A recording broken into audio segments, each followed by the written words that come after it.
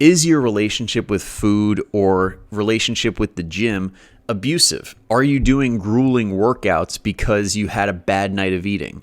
Are you starving yourself the next day because you had a night out with your friends? That is not healthy. Let's start with the common example of eating. So let's paint the picture. You've been dieting for a little bit. You've been eating all the right foods. You've been eating good, in quotes, good. And then Friday hits and your friend hits you up and says, hey, we're going to happy hour. You're coming with us. You don't have an opinion in the matter. I'm dragging you out. We're going. And you're like, all right, fine, I'll go. And then you have a couple wings, which leads to a couple drinks, which leads to extending the night, and you're out and you're drinking some wine, and you go, like, it just spirals out of control, and you wake up the next day feeling like, oh, I lost all my progress. I messed up. I need to make up for it. Pause right there. There's no making up for it. You don't have to make up for anything. This is part of the journey. This is a little bump in the road. It's not a gigantic wall to your progress. It's a little bit of a bump. Yes. Is it going to like pause your progress for a little bit? Yes, but it doesn't mean that it is an end to your progress or that you need to do some gigantic leap to get back to where you were. No. If anybody thinks that their weight loss journey is just going to be perfect, you're never going to mess up, you're never going to hit these points where life happens, and you're wrong. This is part of the process. And that's where a lot of people go wrong. They think it's all going to be perfect. It's going to, like, they just got to push, and they're going to get there one day, and this stuff can't happen. That's BS. You're kidding yourself. It's not going to happen. And for those people that it does happen, like a high-level bodybuilder, for example, they don't really live much of a life. So for the normal people that live their life, that actually want to enjoy their social life and being with friends, being with family, this stuff happens. But a lot of times people will go off and starve themselves, or they'll just go super restrictive. Like, okay, I'm going to really dial it in. I'm just not going to have any carbs for the next month. I'll stick to it. I'll do it. Or they'll fast for like 24, 48 hours, which fasting isn't terrible every once in a while, but it shouldn't be used as a form of punishment or a form of getting back to where you want to be, because it's not going to do that. Fasting is a way to like reset hunger signals, for one. Like if you feel like you're starving all the time and you're like not losing any weight or something like that, it could be worth experimenting with a fast just to see if like maybe you give hunger a little bit too much power, or just for the mental clarity. Some people like that, but it's not a punishment technique. Same with workouts. If you eat a bunch of stuff, like say you had a night like the one I just mentioned, you have a bunch of greasy food, you have some wine, and this legitimately could have been like 1,000, maybe 2,000 calories of extra food, which you didn't allot for. You going to the gym the next day for 1, 2, 3 hours and killing yourself to the point where you can't even function for the rest of the day, that's not going to make up for it, because your body has a cap on how many calories you can burn in one go. Otherwise, if you wanted to get shredded, just run a marathon. But we don't see that happen. Okay, if everybody wanted to lose like 5 pounds, so if the math is correct, 3,500 calories is equivalent to 1 pound. So times that by 5, 17,500. And we'll go average calories burned in a marathon. And that brings up about 2,600 calories. So if you wanted to burn a ton of fat in one go, you'd need to run, what would that be? Divided by 2,600. You need to run 6 to 7 marathons to lose 5 pounds of fat. That's not happening in one go. And for that matter, if you had the wine, the wings, the other greasy food the night before, and you want to run for 4 to 5 hours, be my guest. But it's still not going to do what you think it's going to do, because our bodies are very, very good at putting the brakes on as far as like not letting us burn past a certain amount of calories, because that's what keeps us alive. If we just burned like as many as we think we do, as many as these like watches and like Fitbits and like straps tell us we do, we'd all be lean as hell. But that's not the case.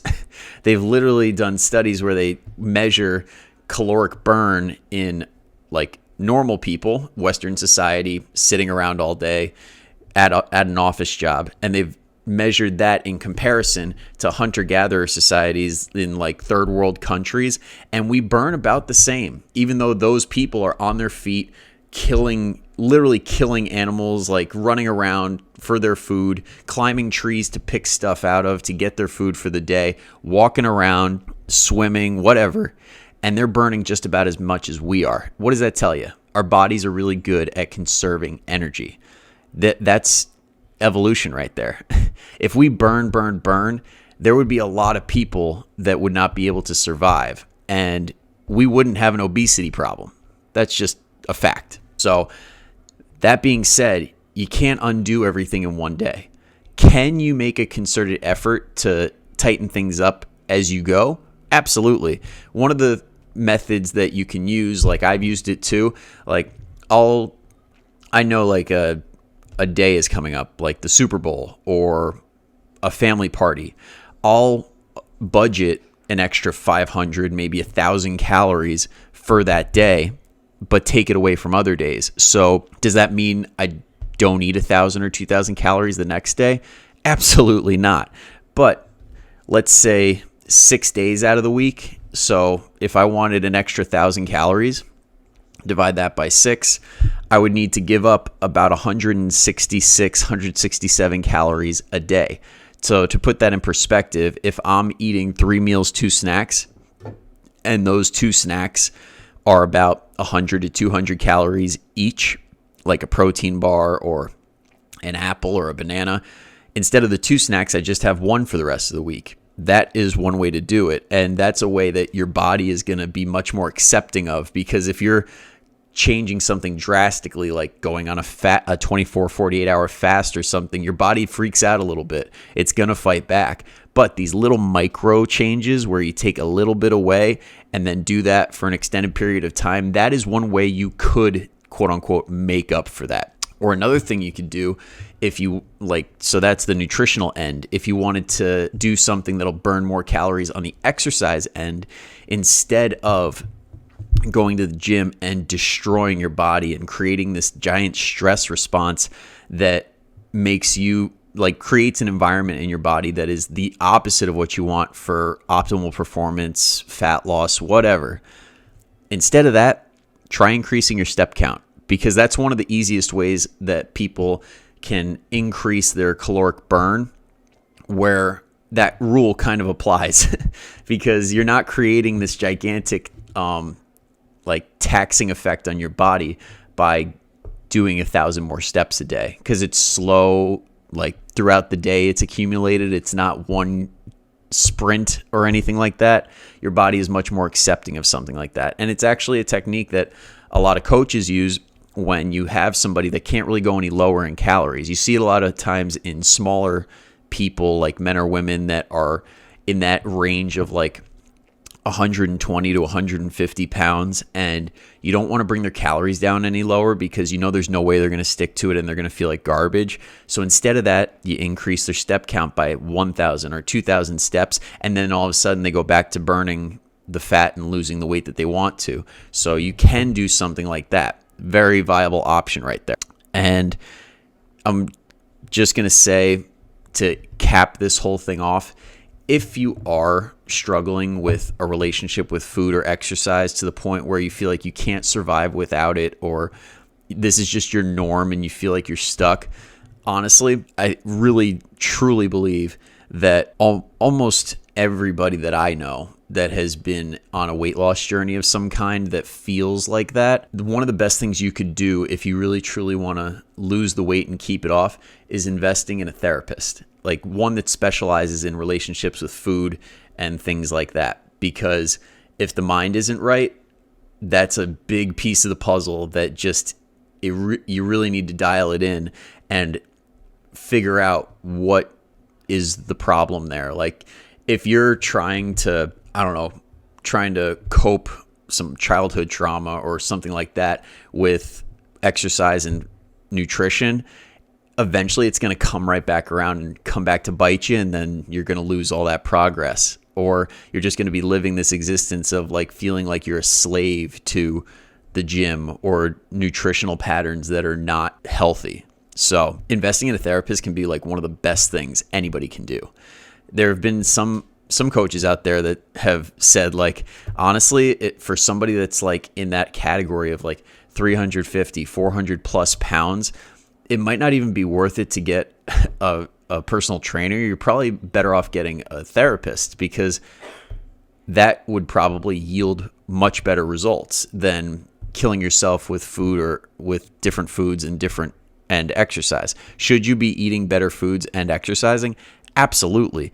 But you want to get the big rocks first. And for a lot of people, that is a mental thing. That is mentally accepting the fact that you can eat certain things and not feel bad about yourself, or you can not push it as hard in the gym, or you can miss a day in the gym and not feel like you're less than, or feel like you don't deserve what, like the body that you're working for or the results that you want. Because I'm guilty of it too. Like this past, what was it? October to December was probably the longest stretch I've ever gone without tracking calories. And let me tell you, and not weighing in either, which for me, very, very different and very weird, because I like having the control of the calories and the weight and seeing what happens. But it was a necessary thing to do, because it's just, you can't live like that. Is tracking calories a good thing to do? Like, yes, but I consider them like training wheels. They let you know what you can and can't get away with, and then the goal should be to get away from that and live on healthy habits. Like, is the scale a good thing? Like, yes, but again, it's a learning tool. It's not something to be chained to. You use the scale, you use the calories, you use them both in conjunction to learn how your body responds to different things and fluctuations and all that, and you learn from it. But it's not something to be used like, that would be like somebody who is a grown adult using training wheels on their bike. I mean, cyclists on the road are bad enough, but imagine them with training wheels. Yikes. So I'll leave it at that.